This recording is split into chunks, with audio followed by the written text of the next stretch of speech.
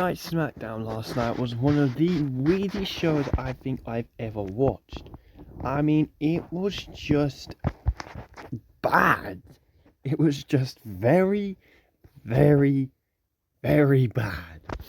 There were some high points of the show with R-Truth and Carmelo Hayes and his interaction. But apart from that, a lot of things were cut thanks to some stupid bald man and him yapping along about someone's soul. So let's just get into it. So we started off from the show with Cody Rhodes being told, you are not in the main event, you've been moved from the main event because the final boss wants to speak to you. And at this point I was like, well, we're never getting Roman versus The Rock, so at least we're going to do Cody versus Rock. Maybe at the Elimination Chamber, so Cody's going to put the belt on the line. Oh no, we got something way worse than that. Drew McIntyre was facing Jimmy Uso in the opening match. It was a very good match. And Jimmy Uso actually got the shock win with the roll-up. After Drew was looking for the Alabama Slam, Jimmy rolled him up. 1, 2, 3. And then Drew absolutely clobbered Jimmy. And it looked like he was going to claymore him into the ring post. He didn't do that. He claymored him in the ring.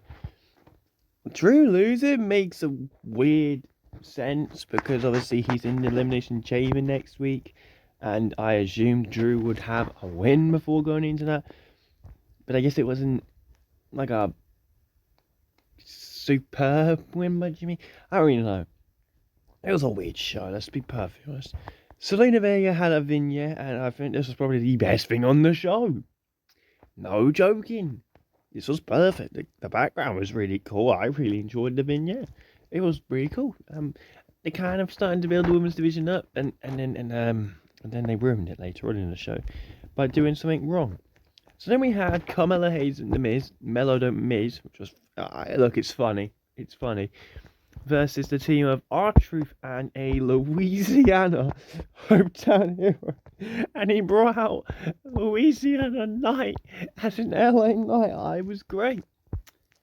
Highlight of the show was this match. The show was that bad. And this was the highlight of the show. Carmelo Hayes and The Miz picked up the win, pinning R-Truth after Shinsuke Nakamura attacked Louisiana Night. Look, just end the feud of LA and Shinsuke, please. Tiffany Stratton then faced Candice LeRae. So she cut a promo first talking about Charlotte Flair.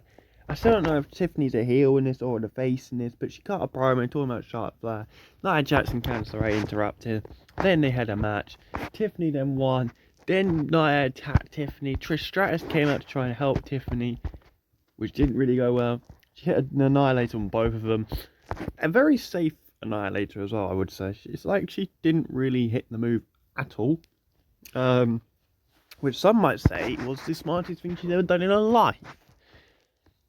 Charlotte Flair was also on commentary, and then she walks into the ring, points to WrestleMania, and then shuffles her feet with disrespect. Look, I don't know. It's alright.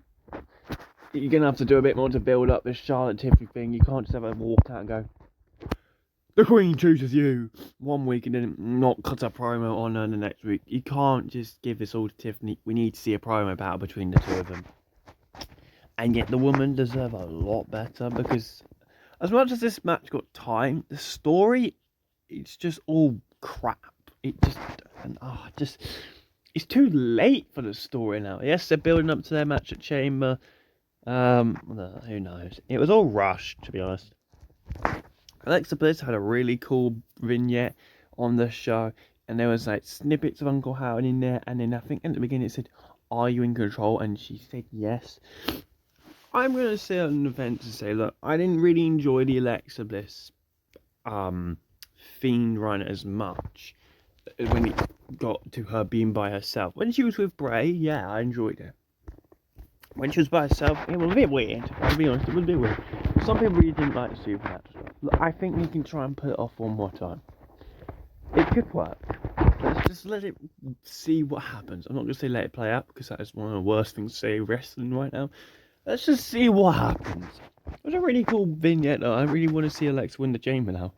Like, do it for me. So then we had Liv Morgan versus Naomi. They had the entrances. They had their gear on. Really cool gear, by the way. I know. Just a brawl. Just a brawl. No match. No match. You want to know why? Because originally we had been told this match was cut. Then they put it back on to try and calm people down. And they basically got cut for a little brawl for about a minute.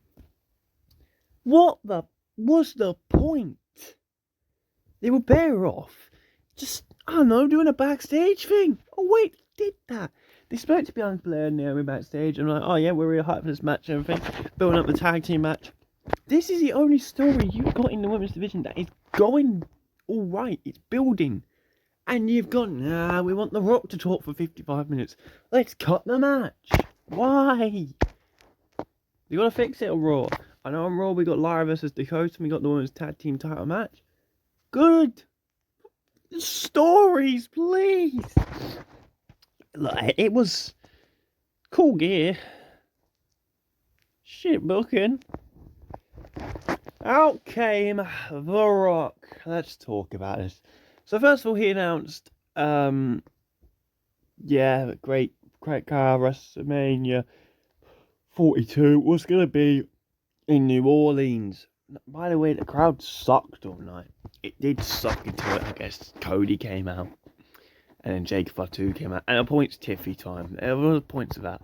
But the rest of the time, the crowd sucked. So I don't know what we're giving this. I'm not jealous. London's not getting Mania. That's definitely not why I'm being like this. So look, The Rock came out. And he was kind of promo. It was the first of his many promos. And he talked like a face. And then he called them a bunch of STD wannabes. And then he talked like a face. And then he started saying, I respect Cody Rhodes and everything. And he called Cody Rhodes out. So let's just get into the show. So that's what he announced. Yeah, WrestleMania 42 is in New Orleans. I do like the image. The logo looks cool. But I couldn't give two damns about this show. Let's get into this. Cody Rhodes comes out. And it seems like it's a pretty normal conversation. And then The Rock goes, Cody, I want you to be my champion. What does that mean? Why? What? Why? It didn't make a single bit of sense. I've seen people online say, oh, what if it's just like a corporate thing and Cody's going to turn heel and then heel Cody versus face Cena? I would rather heel Cena versus face Cody. Cody is the big face right now of the WWE. You can't just go wham, just turn him heel. For what reason? For what reason? Why? Why would we do it? Oh, because The Rock said so. What? No. It was such a weird promo. And I didn't really understand it at all. Going back to when they had their first promo together, alone, when the Raw after Mania, which was again the weird one, was like, if you break my heart, I'ma break you. That was weird. This somehow was even weirder. Way weirder. Cody's faces were very funny during this whole thing.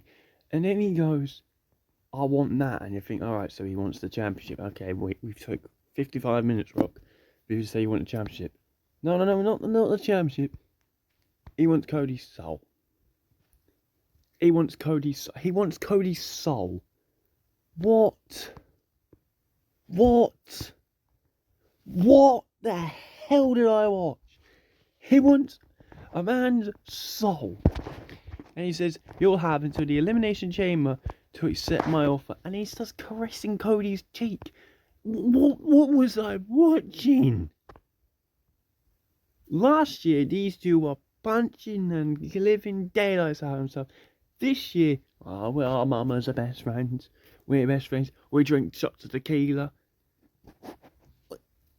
Get a room. So yeah, an Elimination Chamber. Will Cody accept the final boss's offer?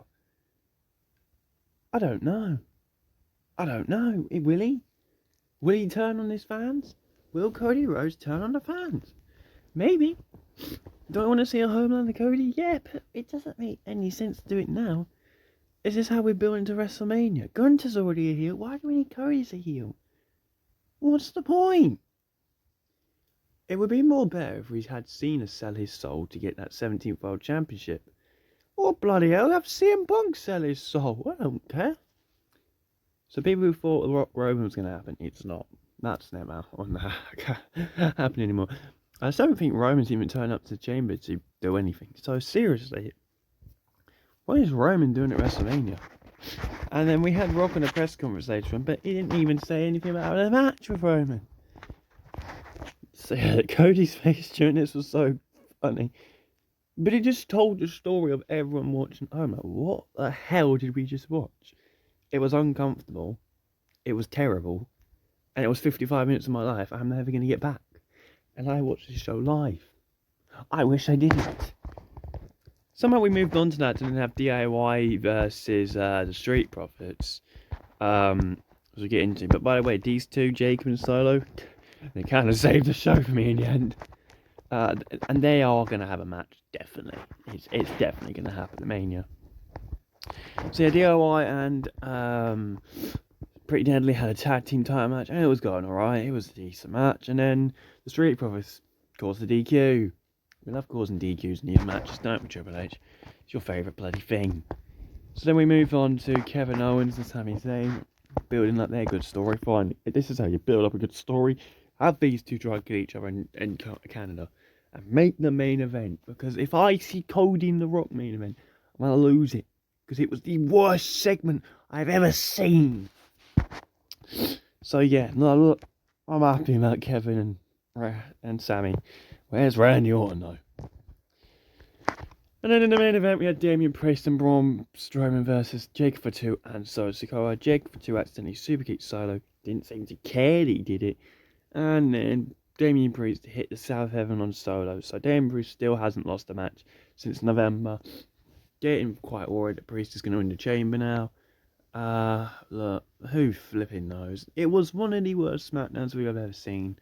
The Rock apparently came back to save WrestleMania and he's just made it worse. It was terrible. Roman needs to return to SmackDown because SmackDown sucks without him. Yeah, no, that was a bad show. Bad show.